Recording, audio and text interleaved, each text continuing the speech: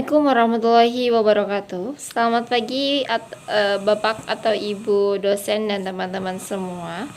Perkenalkan, kami dari kelompok 4 yang beranggotakan Umi Auliatus Sangada, Resti Windiantika, Naina Yanida Putri, dan Salaviana. Pada kesempatan kali ini kami akan mempresentasikan laporan studi kasus perusahaan fiktif CV bersama untuk mata kuliah akuntansi keuangan lanjutan. Latar belakang penyusunan studi kasus ini adalah karena dalam dunia usaha terdapat berbagai transaksi yang memerlukan perlakuan akuntansi yang berbeda, mulai dari pendirian persekutuan, pembagian laba rugi, likuidasi persekutuan, transaksi valuta asing, penjualan persekutuan, kemudian penjualan konsiansi hingga transaksi antara kantor pusat dan cabang. Adapun tujuan dari penyusunan studi kasus ini adalah untuk memahami bagaimana konsep-konsep akuntansi keuangan lanjutan atau memahami konsep-konsep akuntansi keuangan lanjutan diterapkan dalam kegiatan perusahaan secara nyata. Perusahaan yang kami gunakan dalam studi kasus ini adalah CV bersama, yaitu perusahaan yang bergerak dalam bidang produksi dan distribusi makanan ringan. Perusahaan ini memiliki kantor pusat di Madiun, kemudian cabang di Surabaya, dan juga agen pemasaran di Malang. Demikian pembukaan dari saya. Selanjutnya materi akan disampaikan oleh Resti mengenai pendirian persekutuan dan juga pembagian laba rugi. Terima kasih. Pada bagian pertama, kami membahas mengenai pendirian persekutuan CV Maju Bersama. Perusahaan ini didirikan oleh 3 sekutu yaitu Ahmad, Budi, dan Zika. Total modal yang disetorkan sebesar 470 juta rupiah yang terdiri dari kas dan aset non-kas. Dalam pembentukan persekutuan digunakan metode guna. Metode ini digunakan karena para sekutu menyepakati adanya tambahan modal untuk Zika sebesar 30 juta karena dia memiliki jaringan pemasaran yang luas dan berpotensi meningkatkan penjualan perusahaan. Setelah dilakukan penyesuaian bonus, modal akhir masing-masing sekutu adalah Ahmad sebesar 180 juta, Budi sebesar 140 juta, dan Citra sebesar 150 juta.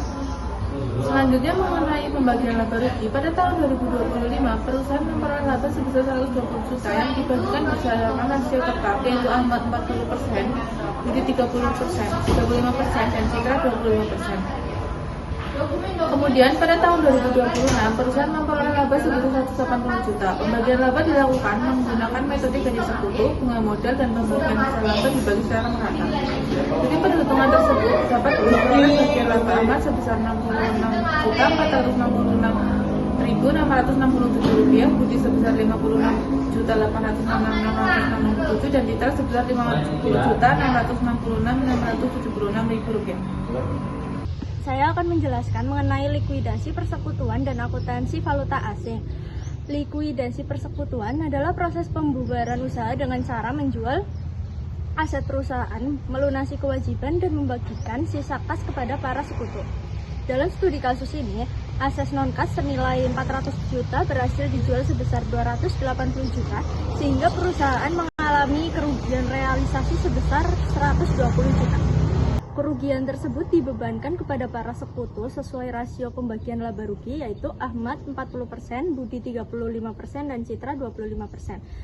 Setelah seluruh aset direalisasikan dan utang dagang sebesar 60 juta dibayarkan, sisa kas dibagikan kepada para sekutu sesuai saldo modal yang tersisa hingga seluruh akun menjadi 0.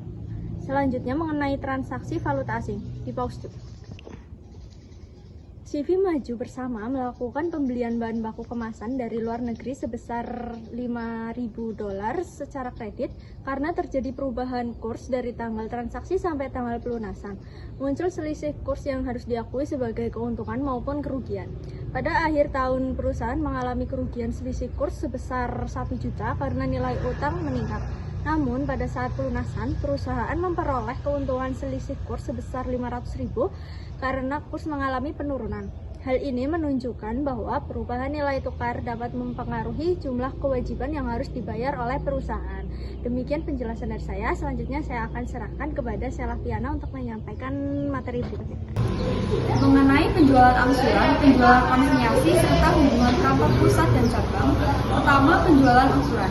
CV Maju Bersama menjual mesin penggoreng otomatis dengan harga 80 juta secara angsuran. Harga pokok barang tersebut adalah 56 juta sehingga diperoleh laba kotor sebesar 24 juta atau 30% dari harga jual. Karena menggunakan metode angsuran, laba tidak langsung diakui seluruhnya, tetapi diakui secara bertahap sesuai penerimaan kas dari pelanggan.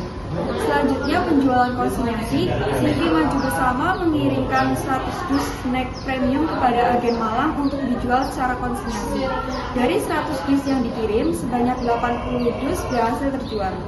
Setelah memperhitungkan komisi agen dan biaya-biaya terkait, perusahaan memperoleh laba konsinyasi sebesar 2.460.000. Terakhir, hubungan kantor pusat dan cabang. Kantor pusat mengirim persediaan barang dagang kepada cabang Surabaya sebesar 50 juta.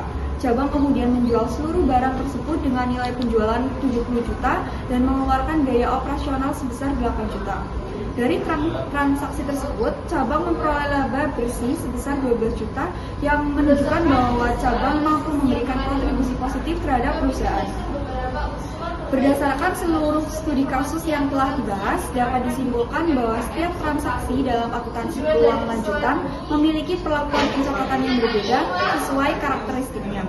Oleh karena itu, pemahaman yang baik sangat diperlukan agar laporan keuangan yang dihasilkan akurat dan dapat digunakan sebagai dasar pengambilan keputusan.